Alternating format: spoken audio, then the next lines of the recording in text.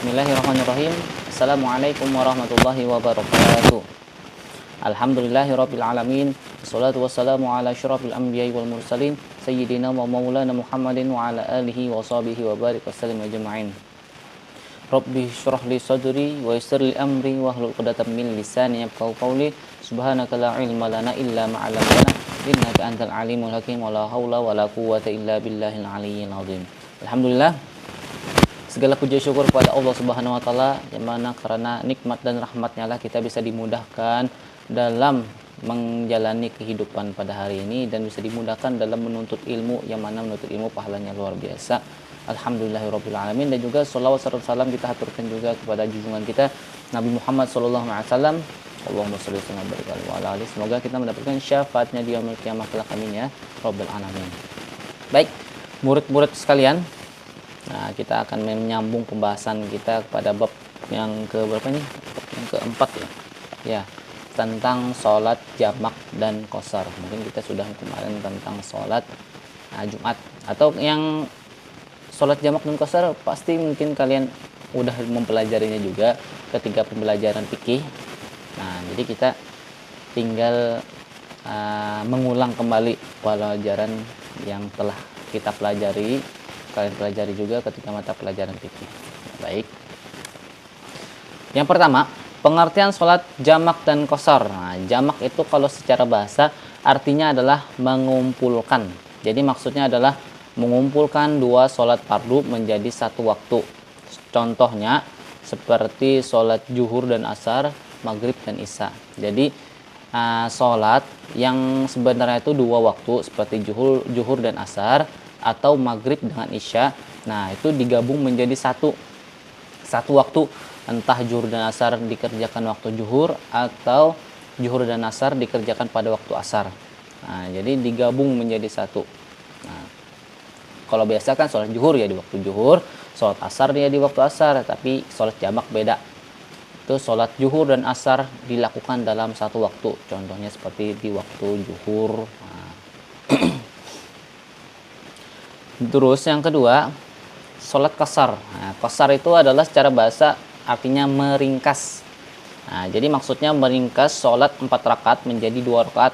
Contohnya seperti sholat zuhur yang aslinya itu 4 rakaat menjadi 2 rakaat. Sholat asar yang aslinya 4 rakaat menjadi 2 rakaat. Nah, jadi bisa di qashar. Kalau misalkan sholat maghrib 3 rakaat, ya itu tidak bisa di qashar, karena 3 rakaat yang bisa itu hanya 4 rakaat seperti zuhur, asar, dan isya. Nah, itu boleh di qashar. Kalau sholat maghrib nggak bisa, sholat subuh juga nggak bisa, karena cuman tidak 4 rakaat. Nah, syarat sholat jamak dan qashar. Pertama, sholat jamak itu syaratnya adalah pertama harus lebih dari 89 km. Jadi kalau lewat dari 89 atau 89 pas itu masih bisa, sudah bisa melakukan sholat jamak. Nah, jadi kalau kalian perjalanan dari Palangkaraya ke mana nih? Ke Sampit misalkan, 100 km. Nah, itu berarti bisa untuk melakukan sholat jamak, apalagi yang misalkan yang jauh-jauh, Lamandau, Sukamara, Gunung Mas, Buntok. Nah, itu apalagi boleh kalian, misalkan kalian ikut trapelnya singgah untuk makan misalkan, sedangkan waktu zuhur sudah masuk, maka kalian niat sholat jamak langsung. Nah, lumayan kalian nanti ketika waktu asar sudah tidak melakukan sholat asar lagi, karena sudah menjamaknya ketika waktu zuhur. Terus yang kedua, hujan lebat yang membahayakan. Nah, ini boleh kalian sholat jamak jika hujan lebat itu membahayakan. Tapi kalau hujan yang biasa-biasa aja nggak membahayakan, itu nggak termasuk syarat untuk sholat jamak.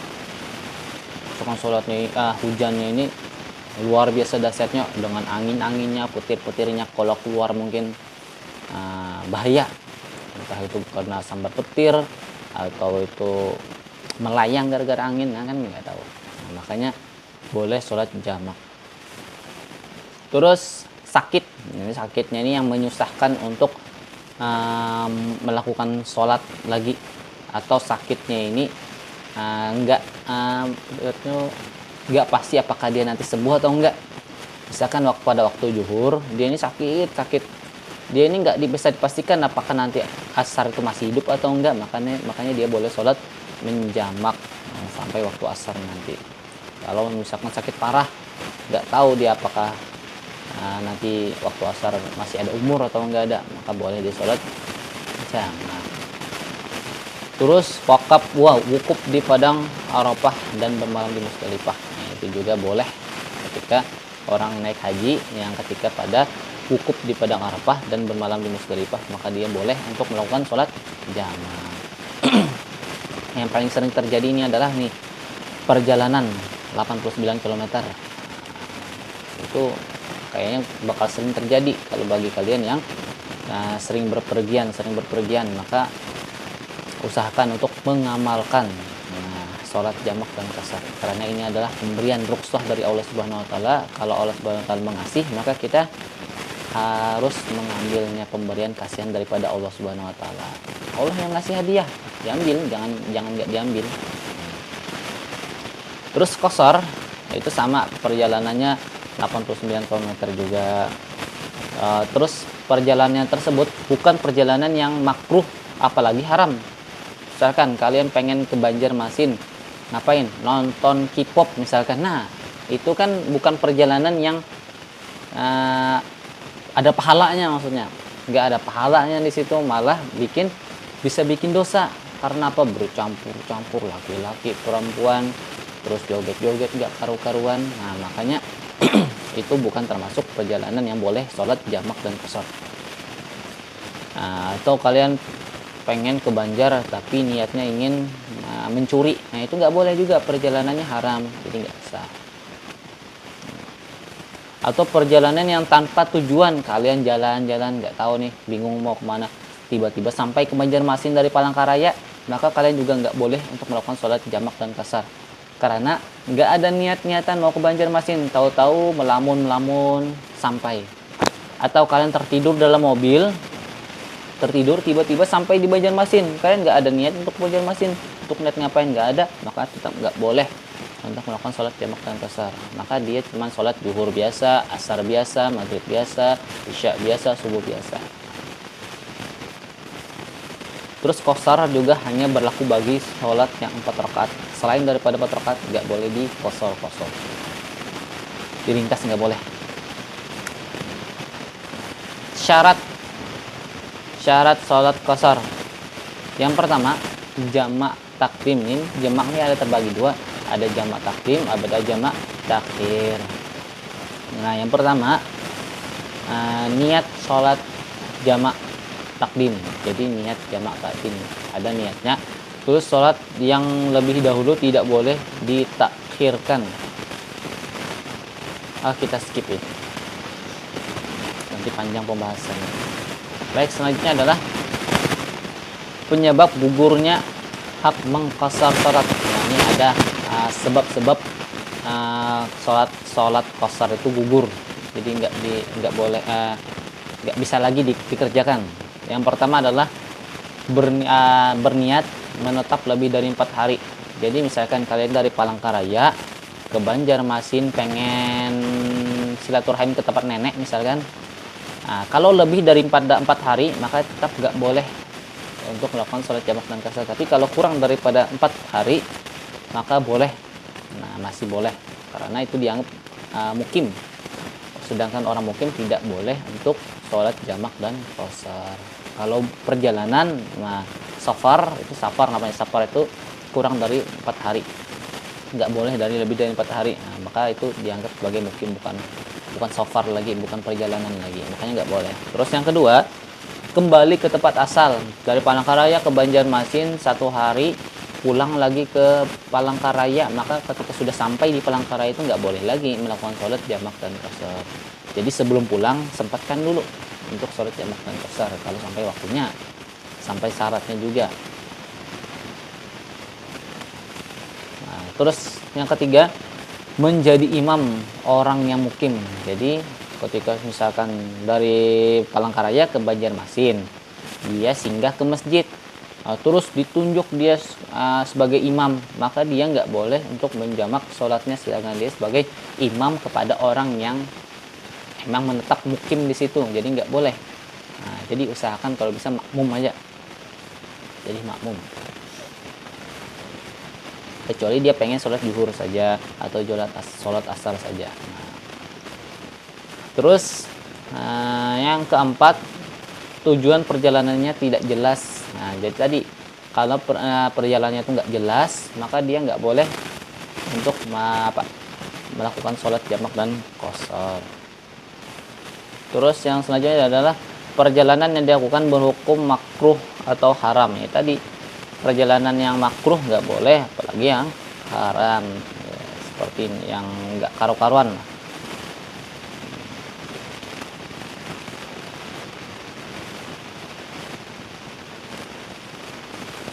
Selanjutnya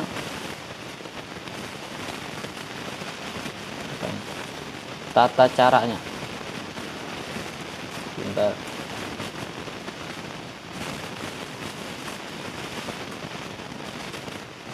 Nah, tata cara sholat jamak takdim, karena kan jamak terbagi dua, ada yang jamak takdim, ada yang jamak takhir.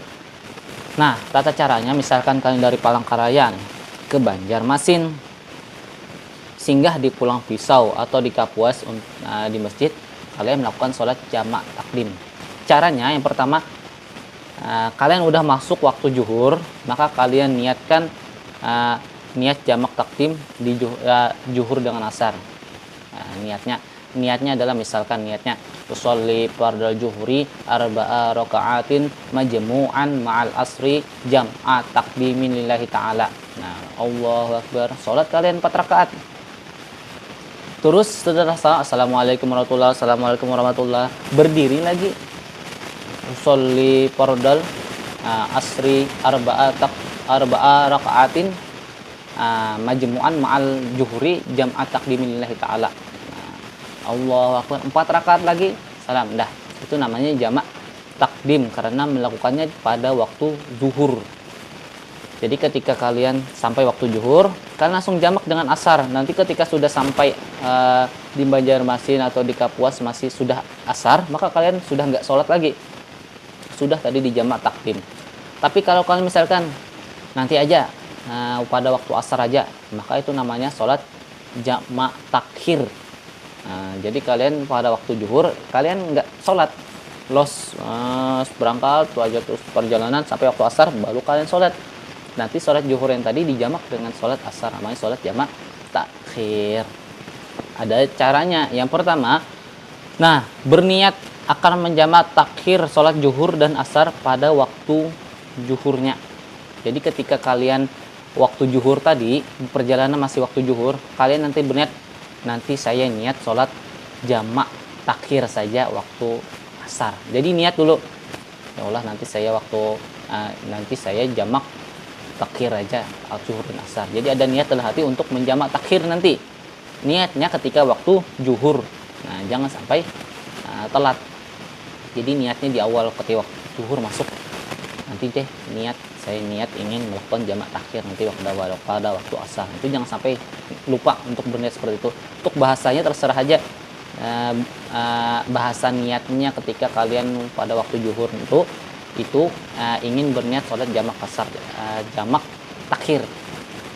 Nah, yang lebih mudahnya adalah ketika waktu zuhur, ya Allah saya niat nanti sholat jamak takhir, dah gitu. Jadi ada niatnya. Terus yang kedua, niat jamak takhir zuhur dan dengan asar. Niatnya usolli fardal zuhri arba'a raka'atin majmu'an ma'al asri jam'a takhirin lillahi ta'ala. Jadi ada takhirinnya.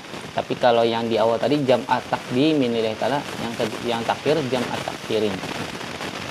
Salat zuhur 4 rakaat, salam, terus niat lagi jamak takhir asar dan zuhur, asar dengan zuhur. Niatnya usolli fardal asri arba'a raka'atin majmu'an ma'al zuhri jam'a takhirin lillahi ta'ala. Salat 4 rakaat lagi, salam, udah. Nah, ini yang gampang lagi, yang mudah lagi. Jamak digabungkan, diklopkan dengan qashar. Nah, dijamak dan dikosor. Ini lebih gampang lagi nih. Lebih gampang. Tadi kan zuhurnya 4 rakaat, asarnya 4 rakaat. Ini kosor, zuhurnya 2 rakaat, asarnya 2 rakaat. Nah, ini yang lebih sering dipilih.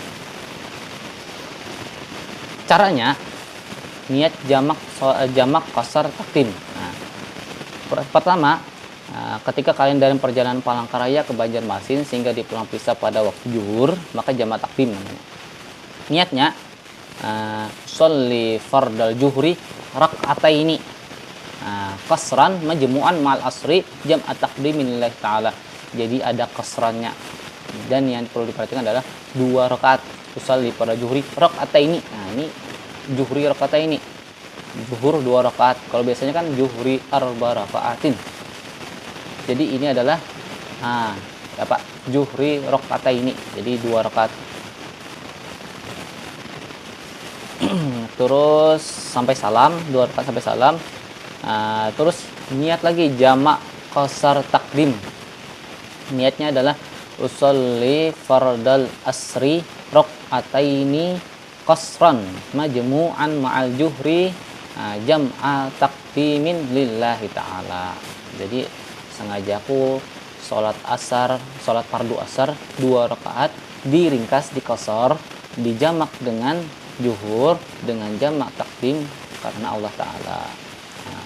Selanjutnya adalah jamak secara sholat jamak qasar takhir. Ini dilakukannya pada waktu asar. Kalau takdim itu di waktu.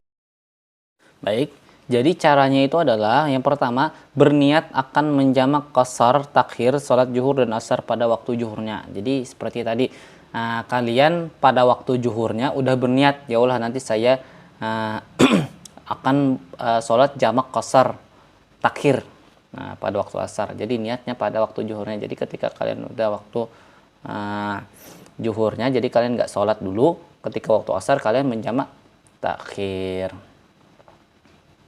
Baik. Nah, yang pertama, yang kedua adalah niat jamak qasar takhir zuhur dan asar.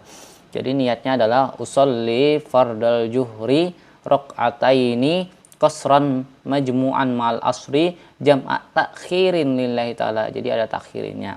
Ya, terus sholatlah kalian 2 rakaat sampai salam, berdiri lagi.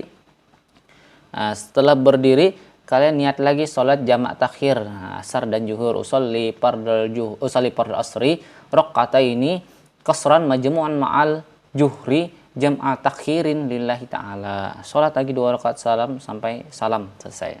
Jadi begitu tata caranya. Untuk niatnya ada di buku kalian, silahkan kalian membacanya sendiri. Kalau bisa dihafal.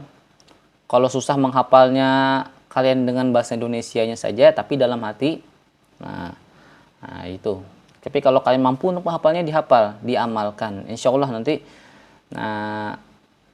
akan bermanfaat ketika kalian sedang dalam perjalanan. Selanjutnya adalah hikmah salat jamak qasar. Hikmahnya adalah yang pertama menumbuhkan perilaku disiplin. Jadi kalian walaupun dalam perjalanan nggak ada istilah nggak sholat, walaupun dalam perjalanan jauh sekalipun nggak ada istilah nggak sholat. Wah, saya kan dalam perjalanan malas sholat, capek katanya. Nah, ini nggak ada. Jadi Allah mengasih cara yang mudah, yaitu jamak dan qasar. Nah, jadi hanya dilakukan pada satu waktu, digabung. Zuhur dan asar digabung. Maghrib dan isya juga digabung, tapi nggak bisa dikosor karena maghribnya 3 rakaat. Jadi tapi masih bisa dijamak. Yang nggak bisa dijamak dan kosor itu adalah sholat subuh, nggak ada temennya. Kalau zuhur dan asar temennya, kalau maghrib dengan isya temannya. Jadi maghrib dan asar nggak boleh, bukan temenan. Terus yang kedua, meningkatkan kedekatan diri kepada Allah Subhanahu wa taala. Jadi kita semakin dekat kepada Allah karena mengamalkan rukhsah dari Allah Subhanahu wa taala. Ini pemberian dari Allah, ya kita ambil. Jangan ditolak, enggak mau saya sholat zuhur biasa aja, saya sholat asar biasa aja.